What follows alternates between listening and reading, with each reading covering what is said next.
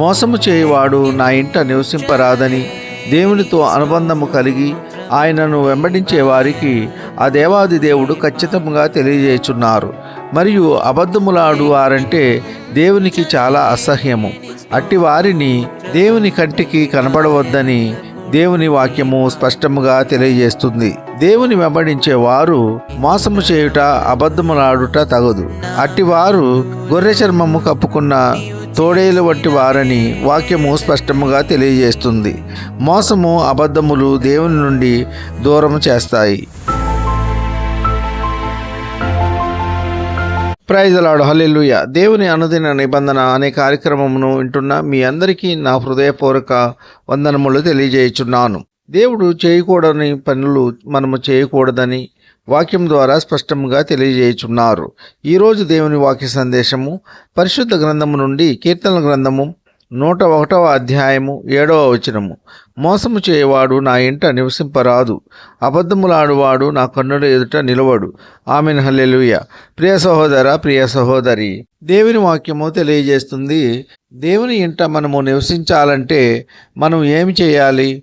అబద్ధములు ఆడకూడదు, మోసము చేయకూడదు.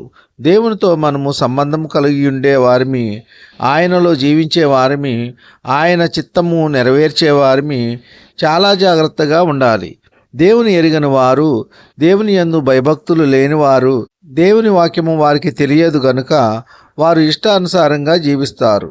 వారు దేవునితో సంబంధము కలిగి ఉండరు గనుక అబద్ధములు ఆడతారు, మోసము చేస్తారు, దొంగతనము చేయుదురు, అసహ్య కార్యములు చేయుదురు.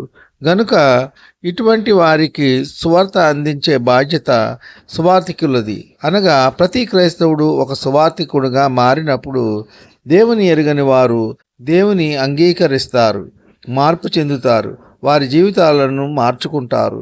ఎంతోమంది దేవుని ఎరుగని వారు ఉన్నారు గనుక ప్రతి ఒక్కరూ దేవునితో సాంగత్యము కలిగి ఉండాలి. ప్రతి ఒక్కరూ మారు మనసు కలిగి దేవుని ఇంట నివసించాలి. ప్రియ సహోదర, సహోదరి, అబద్ధములు మానుకొని, మోసములు చేయటం మానుకొని దేవుని ఇంట నివసించి ఆ దేవాది దేవుని దీవెనలు, ఆశీర్వాదములు పొందుకుందాం. ఈ కొద్ది మాటలు దేవుడు దీవించునుగాక. ఆమెన్.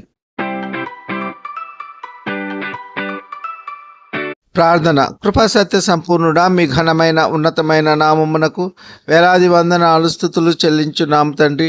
మీరు గొప్ప దేవుడవు, శక్తివంతుడవు, సర్వాధికారివి. మీకు స్తోత్రములు యేసయ్య. గడిచిన దినమంతా మీ యొక్క కృపచేత కాపాడి రక్షించి మరి యొక్క నూతన దినము మాకు అనుగ్రహించి ఉన్నందుకు మీకు స్తోత్రములు. వాక్యము ద్వారా సెలవిచ్చి ఉన్న రీతిగా మోసము చేసేవారు, అబద్ధములు మాట్లాడేవారు దేవుని ఇంట నివసింపకూడదని, దేవునికి సంబంధించిన వారు కాదని, ఆయన కన్నుల ఎదుట నిలవకూడదని వాక్యము ద్వారా సెలవిచ్చి ఉన్నందుకు మీకు స్తోత్రములు. ఉద్యోగములు లేని వారికి ఉద్యోగములు దయచేయండి. వివాహములు కాని వారికి వివాహములు జరుగులాగున మీ కృప ఉంచండి. గర్భఫలము లేని వారికి గర్భఫలము దయచేయండి. గర్భిణీ స్త్రీలకు సుఖమైన ప్రసవ దినాలు దయచేయండి. తల్లి బిడ్డ క్షేమంగా ఆరోగ్యంగా ఉండులాగున మీ కృప ఉంచండి. కన్నీటిలో ఉన్న బిడ్డల యొక్క కన్నీరు నాట్యముగా మారులాగున మీ కృప ఉంచండి. వారు కోల్పోయినవన్నీ తిరిగి పొందుకునేలా మీ కృప ఉంచండి. వ్యాధిగ్రస్తులను స్వస్థపరచండి, బాగు చేయండి. వారి శరీరంలో ఎక్కడ ఎటువంటి బలహీనత ఉన్నా యేసు నామములో వారి బలహీనతలన్నిటి నుండి విడుదల కలుగునుగాక. దిక్కులేని వారిని, దీనులను, అనాథలను కాపాడండి. వారికి కావలసిన ఆర్థిక సహాయము అందులాగున మీ కృప ఉంచండి. కుటుంబ కలహాల నుండి విడుదల దయచేయండి.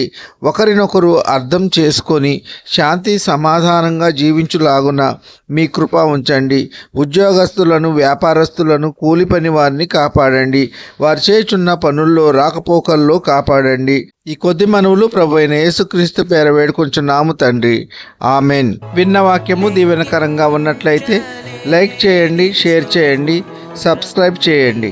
మీరు వినిన వాక్యమును మరికొంతమందికి షేర్ చేయటం ద్వారా దేవుని సువార్త పరిచర్యలో మీరు కూడా పాలిభాగస్తులు కాగలరు. వినిన వాక్యము ఆశీర్వాదకరంగా ఉన్నట్లయితే ఆమెన్ అని కామెంట్ చేయండి.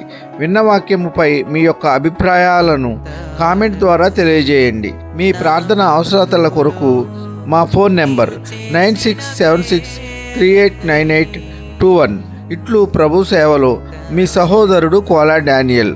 God bless you.